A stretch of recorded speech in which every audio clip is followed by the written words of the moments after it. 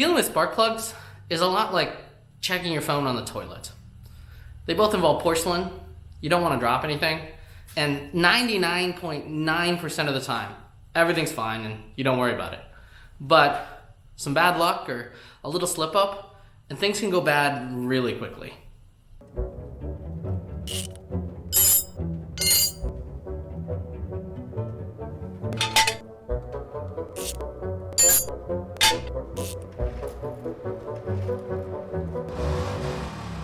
This is the Afterwork Garage. Spark plugs act in a really hostile environment.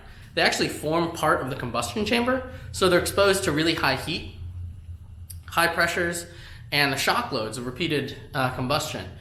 As well, because they're screwed directly into the block, you have the interface of the threading of the head and the threading of the spark plug that interacts as each is contracting and expanding at different intervals as the engine warms up and cools down.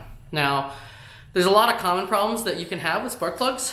If they're screwed in too tight, sometimes when you're trying to get them out, you'll either strip out the threading of the block, in which case you have to use a tool to bore out the threading in the head and then essentially put an insert in there that has threading in it. You can break the spark plug in half so that the nut part that you put your socket on comes out, but the metal piece that's screwed in the block still stays in. That's a better situation because you can usually use a removal tool to remove it out.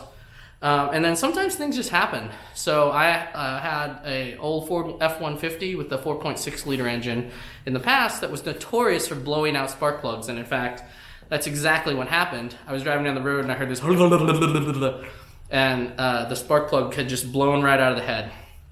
But today's mistake I can only chalk up to me being dumb. And that happens.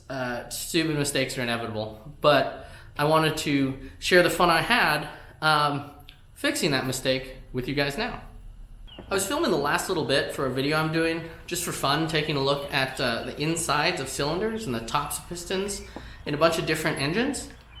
And to do this, I took the spark plugs out of a Ford F-150 5-liter V8 engine and used the borescope to just look in there.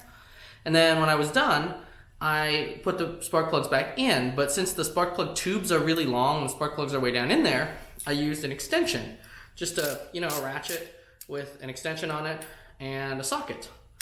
And I was doing this kind of mindlessly because, you got 8 of them. You stick the spark plugs back in, you have the extension off and kind of finger tighten them in there, get them started, and then you just go one by one and tighten them down and go to the next one, tighten that one down. And what I didn't realize is after I took it out of one of the cylinders, or one of the spark plugs, the socket stuck in the spark plug tube. And so when I went to stick it in the next one, I wasn't paying attention and stuck the extension down in there. And when I did that, the extension here smashed the ceramic top of the spark plug. That right there is a problem. Yeah, we're gonna have to do something about that. Here's our tools of choice. I tried some long tweezers and they didn't seem to get a very good grip on the ceramic down there, so it kept falling out and was super frustrating. Now I'm gonna try a poker thing with some tape on it that I've wadded up, and it has the sticky side mostly on the outside. So let's give it a shot. Quick update, I've lost the sticky thing inside the engine, so this is going great. Alright, so I went and bought one of these little grabber things that are like $3 on Amazon, but I paid $8.95 at O'Reilly Auto Parts. Let's give it a shot. Does not seem to be working. Excellent. Alright, I think I found the magic method. It's tape wrapped around a 90-degree pick. Seems to be working. This is like the most unsatisfying arcade game ever. I feel like the chances of success are just as low, except there's no prize at the end. It's just undoing that thing you did because you were being dumb. In retrospect, I definitely should have bought one of those long compressed air wands to help me blow the pieces out, but some of them were actually wedged in there pretty hard, so I still would have had to do some picking. In the end, it all turned out okay, and I got a new spark plug and got it installed, and the truck seems to run okay.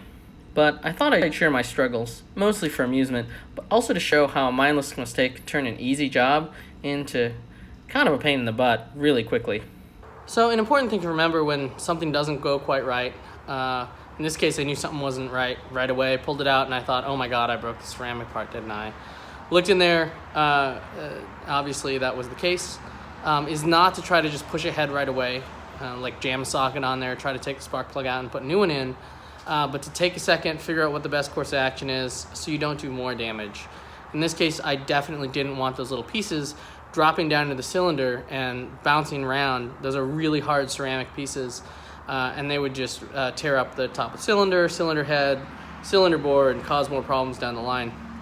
So it was worth taking the time to fish out the little pieces, even though it took probably a good 2 hours between trying with tweezers, trying with the little grabber thing, going to the auto parts store, getting the grabber thing and a new spark plug, and then trying with that, trying with the pick and the tape, and then making sure I got all the little pieces out.